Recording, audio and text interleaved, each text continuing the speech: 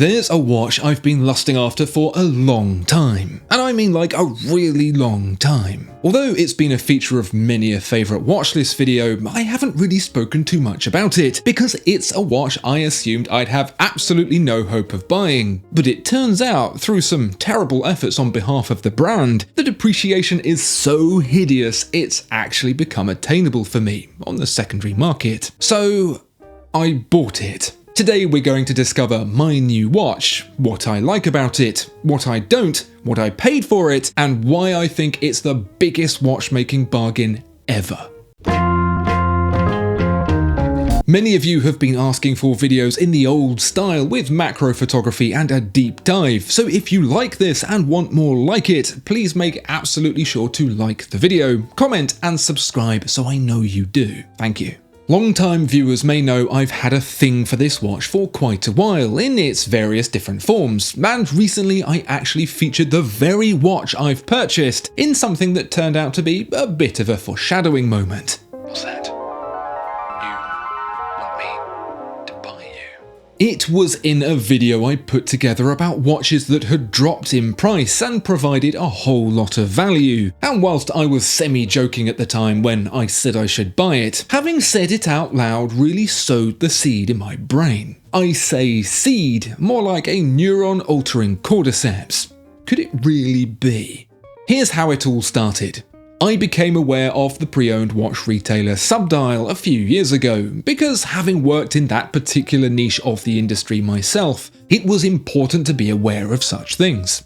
What I hadn't anticipated at the time was how, like a Magnus Carlsen chess move, the pieces were already in motion in my subconscious brain, even if my conscious didn't know it. Let's be clear. I'm pleased to say Subdial is supporting me and my endeavours, however the outcome was always going to be in their favour, because what I've made has simply been returned to them in the pursuit of this almighty watch bargain. So the short story is that Subdial has a knack of buying in watches that I never knew were so relatively cheap. Did you know a Piaget Polo S could be acquired for around $7,000? Or a gold Breguet Marine for less than $6,000? And look at this, a vintage Omega Seamaster chronograph for less than a Tudor Black Bay. It keeps on going like this, watch after watch that seem to defy everything I knew about the market. Vintage gold Rolex chronograph at 36mm for less than a used steel Daytona. And look at this, one of my absolute favourites. A white gold Chopard with a gold micro rotor caliber 96 for the price of an Omega Seamaster Professional. Just unbelievable, but true. I know what some of you are thinking right now. Calling these watches at these prices words like cheap and bargain seems off, since none of them are £200. But those terms are relative, and I don't mean to the buyer, I mean relative to the product itself. That's not me saying that, that's the dictionary definition. And by that definition, a gold watch from a luxury brand with Patek levels of chronometry inside it for the price of a steel mass-produced dive watch is an incredible bargain. But the one I went for really takes the bargain cake, and it wasn't until I got hooked into browsing the weekly Subdial drops that I realised it was indeed so unbelievably priced. It's a dangerous addiction, scrolling those weekly drops. There's always something in there that raises an eyebrow. And here it is, the watch of my affectations. The Breguet Tradition 7027. Breguet has, for me, always been a bit of a diva, forever bouncing between status and despair. On the one hand, Abraham Louis Breguet is an industry god, inventor of many of watchmaking's most profound developments, and inspiration for the modern greats like George Daniels and Francois-Paul Journe. On the other hand, however, modern Breguet is about as appealing as a dogshit side salad. Both of these are reasons I bought the 7027. We'll start with the first, more positive outlook. Breguet's immortal status as legend amongst legends. If I had my way, I'd be giving one of the big three the boot and slipping Breguet in instead. I'll leave you to decide who you think should take the fall, but I'll stir the pot a little with the following words in no particular order: Cause, Cubitus, and Corne de Vache. Make of that what you will. Let me set the scene. Audemars Piguet was founded in 1875. That's a long time ago, before even The Simpsons started airing, and that's been around forever. Patek Philippe, on the other hand, first popped up in 1839, 36 years prior. By comparison, Breguet first set up shop in the busy streets of Paris in 1775, at which point Messrs Patek and Philippe were still rattling around in their great-granddaddy's balls. Only Vacheron Constantin can claim to be older, but only by 20 years. It isn't just that he got there first that gives Breguet his unmatchable reputation, it's also about his brain. Boy oh boy did that young chap have a big brain. Not only was he just 28 when he opened up his watchmaking workshop, which is even more impressive when you consider the average life expectancy of a Parisian in the mid-18th century was just 25. He put that pulsating dome to good use immediately, making the world's most complex watch for the Queen of France, Marie Antoinette, before the business had even reached its first decade.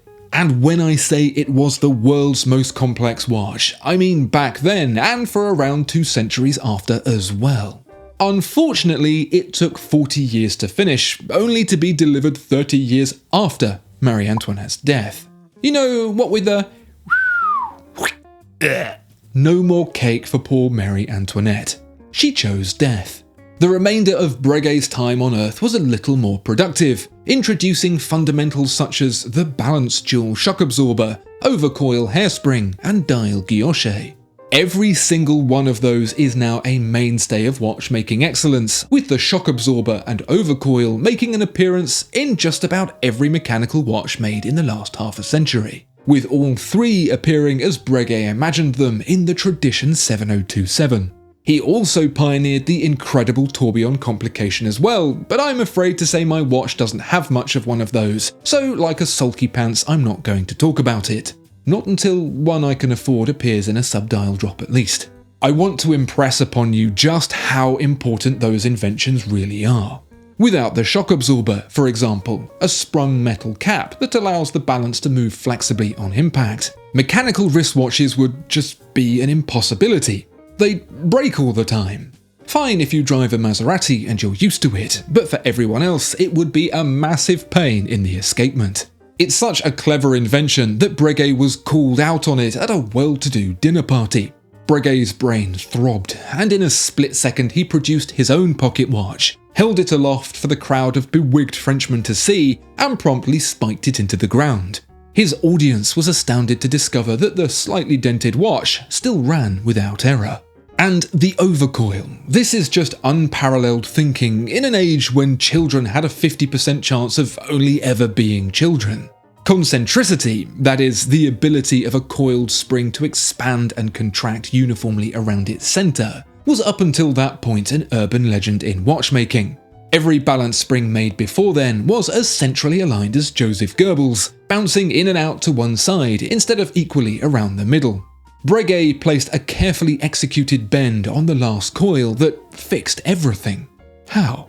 Even today the skill set is a mystery, with only a handful of brands in the entire world capable of mastering it. And we can't talk about Abraham Louis Breguet without bringing up guilloche.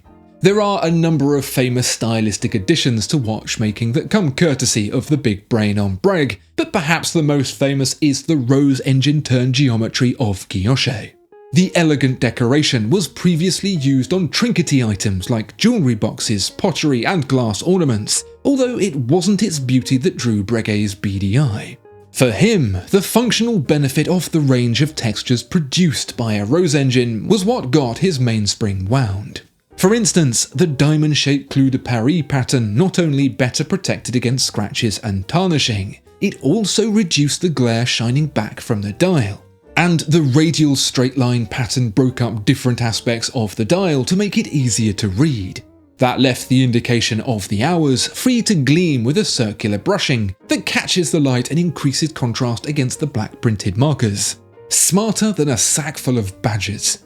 Since then, Breguet has amassed a top trumps client list of historical figures, including Napoleon, the Queen of Naples, Queen Victoria, Winston Churchill, and Jesus. Okay, so I made the last one up, but if he'd had a watch, it probably would have been a Breguet, and to be honest, he would have absolutely nailed it.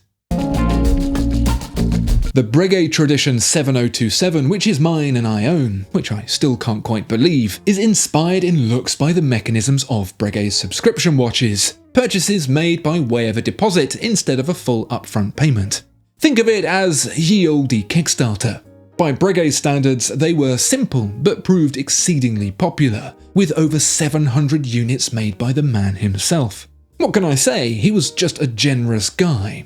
I told you Jesus would like him.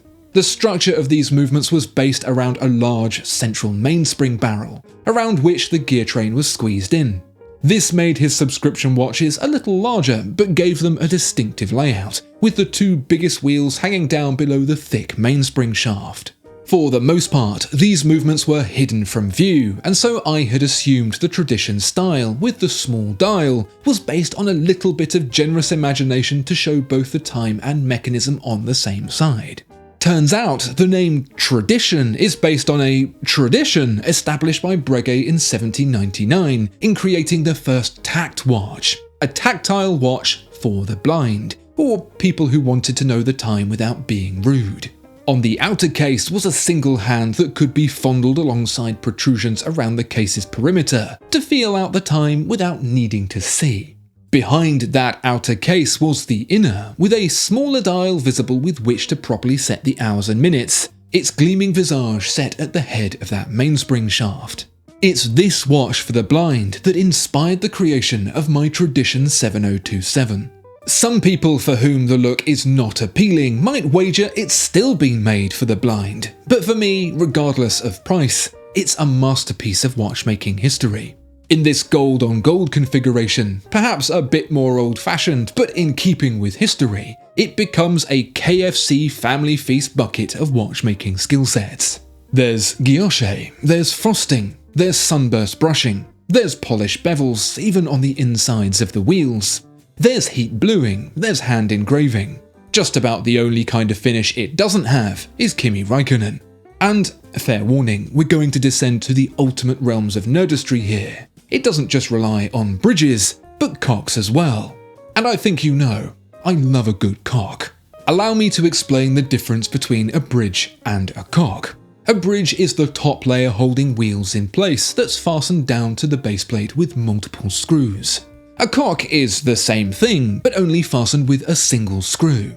That means it can have its angle precisely adjusted to get the right mesh between gears before it's firmly fixed into place. In the times long before The Simpsons, it was actually harder to make a bridge than a cock, because parts made by hand became increasingly complex to line up with multiple wheels.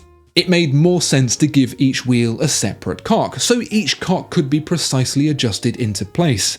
It was Lange&Söhne that first started developing the ability to place multiple accurate holes in a single piece of metal, which is where the three-quarter bridge style came from. They were basically showing off. That was over half a century on from Breguet, and so he favoured easing cocks in one by one. Today, with modern CNC machines making precise hole placement a doddle, this old-school way of doing things is in fact more labour-intensive. That's because once Breguet got the cock in there just how he liked it, it would then have to be permanently held in place with two additional pins. You can see those pins here, either side of the screws, preventing the cocks from flopping around and making them easier to slip in once they've been serviced. This is the ultimate watch nerd's watch. There are many ways to prove this. Hideous depreciation is one, but I think perhaps the most standout nerd watch feature is its size. 37mm. That's only a size watch nerds wear, and it's a size, for me and my 7-inch wrists, that wears absolutely perfect. 37mm here is actually a complete misnomer, or should I say misnumber, because being all dial with long straight lugs and an 11mm thickness, it wears like a watch more approaching 40mm instead. I didn't believe it was 37mm until I actually measured it. I'd like to think this watch is the inspiration Max Buser needed to create my ultimate horological obsession, the Legacy Machine series. The Tradition 7027 feels like a watch of his if he were a time-travelling steampunk man in a stovepipe hat and a monocle. And it just keeps on getting better.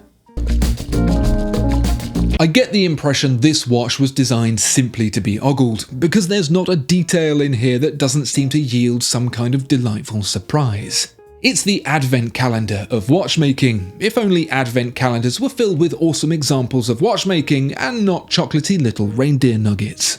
Like, get this. The escapement, the brain of a watch's central nervous system, commands the entire thing to do what it does when it's told. A matronly collection of parts that work in such close harmony, they've got a vocal credit on sounds of silence. Except, instead of silence, the frantic tick-tick-ticking can be seen in full 4K detail, thanks to two little holes included at the mating points between the pallet jewels and the escape wheel, the source of that constant beat. Hold the watch up to the light and twin beams spotlight a dance that kept Earth in sync for hundreds of years. Or I could show you the power reserve up top left, demarcated with hand-engraved numbers and a blued steel hand. Pretty cool. But turn the watch over and not only do you get a secondary power reserve display, you also get to see every last detail of the retrograde system that drives it. You can clearly follow it from the center, where the mainspring is wound, up through the gears into the triangular rack, whose entire journey progresses from one end of its toothed edge to the other. Speaking of winding the mainspring, the long coiled spring around the ratchet makes it one of the crispiest I've ever wound. It clicks so loud it'd give Joel and Ellie PTSD. You can hear the crisp grinding sound it makes across a table in a busy restaurant, and I know because when I did, the person I was with asked me to pass the pepper. I just want to look at it and look at it and look at it. I haven't felt like this since a teenage me first discovered the internet. What's remarkable is that even though it's a pretty simple watch, with only the power reserve added as an additional complication, there's still somehow so much watchmaking to see on both the front and back. When I find myself admiring the blued screws and polished bevels of even the movement clamps, either it's incredible or I've got a problem, or both. So what did I pay for it? You won't be surprised to learn that, despite being an incredible bargain for what it is, the Breguet 7027 is still a boatload of money. Of course, I love the watch, but I also had to justify it in a "it won't run off with my wife, my dog and all my money" kind of way. The asking price of £12,650 needs to stay that way within reason, or I'm going to be wishing I took up bowling instead. There's a couple of ways to check this, or at least get a solid sense of it. Subdial tracks an index of popular watches, making sure to discount spiky hype watches that it reports through Bloomberg, that can give a good read on the watch market's pulse, which can then be compared to sales data on the watch being considered as well.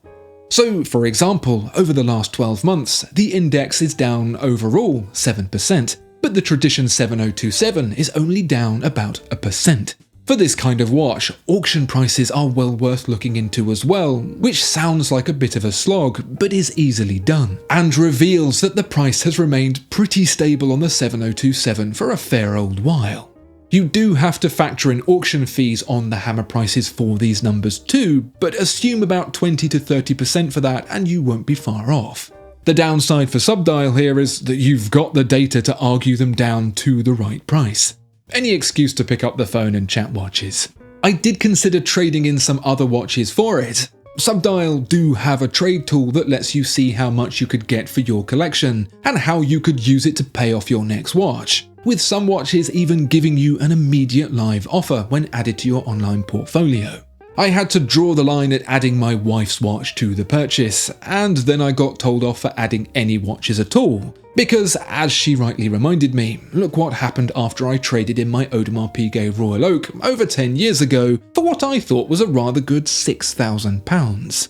Ultimately, the reason that made me twist instead of stick on such a big price tag is something you may have noticed on that graph I showed you a few moments ago: an uptick. It's been a while coming, the bottoming out of the market, and whilst I can't predict with any kind of certainty that we are indeed at the bottom, and I suggest you take what I'm saying as the rantings of a madman and not any kind of financial advice, it seems we've been close to plateauing for some time now, particularly on the day-to-day pieces and not the spiky hype ones. And I don't want to miss out like I have done before on watches I absolutely love. Remember the FP Journe chronometer bleu I turned down for £11,000? I'm not making that mistake again. Ultimately, I want to keep this watch until just a few days before I die, at which point I'll sell it and rent a stupidly big yacht to go to forever sleep on. But until then, I want to be able to enjoy it over and over and over, which is very hard if it becomes something I can't afford to buy. Why do I think that might happen? There are clues. The rise of the 90s independents, who borrowed heavily from Breguet's style. The increasing number of auction prices on interesting Breguet watches fetching multiples of the estimate. The appointment of a new CEO, the man who fired up Omega in recent years. Oh, and because Subdial had an article in Watch Pro citing Breguet as one to watch. If you're not too familiar with this kind of watch, you may still be wondering why I consider it to be the absolute pinnacle of bargain watchmaking today, and that's fair enough. It's still hard to pin that word on a watch this price and let it feel like it belongs. We'll start with Breguet itself. They don't make this exact watch anymore, they make a 40mm version of it instead, and it costs a whopping £36,900. That's almost exactly 3 times as much for almost exactly the same thing. It's not higher quality or built to a different standard or anything like that. Even the case size increase of 3mm is simply accommodated by a spacer ring. But what if we whip out a big dog from the House of Patek? A pre-owned Calatrava runs a few thousand more and is by comparison a simple thing. The movement is well finished, which I'd demonstrate if you could actually see it, but it's far removed from the level of what's going on in the Breguet. You'll find the same story over at Audemars Piguet. Beautiful watches, but lacking in that next level watchmaking nerdery. Vacheron Constantin gets closer with an open caseback on the Traditionnelle, but although that's a very pretty movement, it looks like a smashed crab next to that Breguet. For Lange's Saxonia, we're dialing up the crispy finishes, but then we're also dialing up the price. Not only is the Breguet more complex in its makeup, thus requiring more work to pretty it up, it's also got to accommodate that twice, both front and back. It's a twofer for less than the price of one. Pull out something that's a closer match and all of a sudden you're saying words like Journe and Smith, and everything's getting heinously out of control and the room won't stop spinning. That a Breguet the same price as a stainless steel Daytona can conceivably sit next to a £135,000 Remy Cools and not look like a plonker is frankly obscene. I couldn't think of a better use for the word bargain if I tried, and I love it. Okay, so what if we were to boil down exactly what it is I like about this watch that it doesn't seem I can get anywhere else? To start, its lineage is some of the finest in the world. He may not be in the top 3, but Monsieur Breguet is my number 1. And as you may know, I'm a bit of a pocket watch fiend, and I love that 18th century French styling above everything else. I can't think of any other wristwatch I don't have to get intimate with a criminal defense attorney for that comes anywhere near close.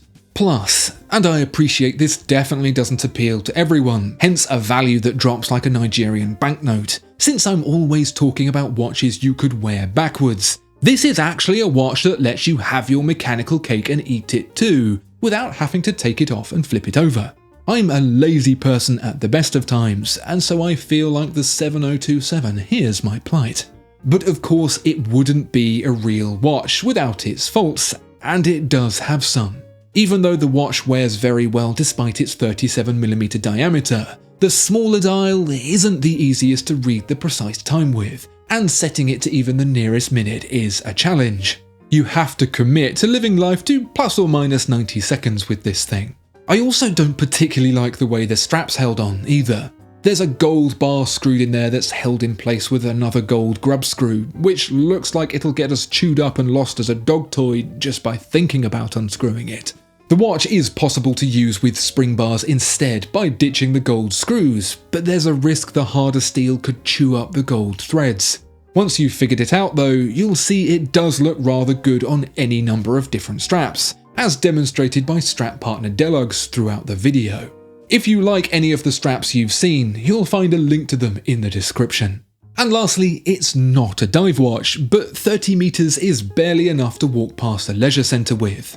I know 30 meters sounds like a long way down, but But for those who don't know, the mystery that is modern watch water resistance ratings decrees that 30 meters is only suitable for washing your hands, and maybe a clammy handshake. Otherwise, it's by far and away the most unexpectedly awesome bargain I ever thought I'd get the opportunity to own, and it's going to take me some time to fully come to appreciate. But that's fine. I've got the time. In the meanwhile, I'd say thanks to Subdial, but it's their dang weekly drops that got me into this mess in the first place, and I hesitate to wonder what trouble they might get me into next. If you want to see some of these unexpected bargains for yourself, there's a link in the description. And remember, if you've got a hankering for something a little bit special, don't feel bad for considering another watch. It's not like the kids were going to do anything with that degree anyway. See you next time.